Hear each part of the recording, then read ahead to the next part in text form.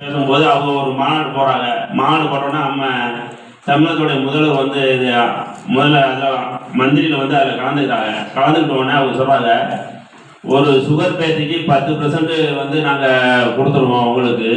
அதை வந்து நீங்கள் எடுத்துக்கலாம், இல்லை உங்களுடைய முதல்வர் எடுத்துக்கலாம், இல்லை உங்கள் கட்சி நிதியை நீங்கள் பயன்படுத்திக்கலாம், அதை கமிஷனாக கொடுத்துருவோம் அப்படிங்கிற மாதிரி அந்த முதலாளி சொல்கிறாங்க. நான் ஏதாவது எங்கள் தலைவரை கேட்டுட்டு வந்து சொல்லணும் அப்படின்னு அந்த அமைச்சர் சொல்கிறாரு. உடனே இந்த தகவலை வந்து அமைச்சர் வந்து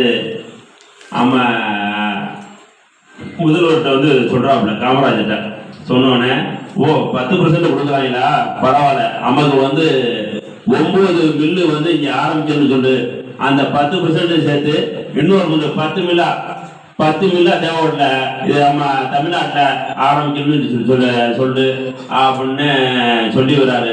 உடனே அந்த முதலாளிகிட்ட சொன்னோடனே, இவ்வளவு பெரிய ஆளா இருக்கா, தனக்குன்னு எதுவும் தேவையில்லை, இந்த நாட்டுக்கு என்ன தேவையோ அதை பணம் பண்ணிக்கக்கூடிய மிகப்பெரிய அறிவாளியும் புத்திசாலியும் இருக்காரு அப்படின்னு சொல்லி காமராஜரை வியந்து பாராட்டிட்டு போயிருக்காங்க. அந்த மாதிரி ஒவ்வொரு செயலும் இந்த நாட்டை முன்னேற்றுறதுக்கு அவர் வந்து ஒவ்வொரு செயலும் செஞ்சிருக்காரு.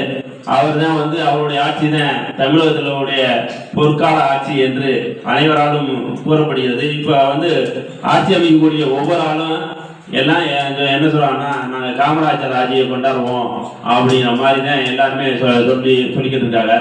அந்த மாதிரி நம்ம தமிழகத்தில் வந்து யாரும் அரசியல் பண்ணாலும் மக்களுக்கு நல்லது பண்ணாலும் காமராஜர் மாதிரி பண்ணுவோம் அப்படிங்கிற சொல்லக்கூடிய ஒரு சூழ்நிலையை உருவாக்கியது தான் நம்மளுடைய காமராஜர் அவர்கள். அவரை வந்து தென்னாட்டு காந்தி என்றும் கருப்பு காந்தி என்றும் கிங் மேக்கர் என்றும் மக்களால் அன்பாக அழைக்கப்படுறாரு.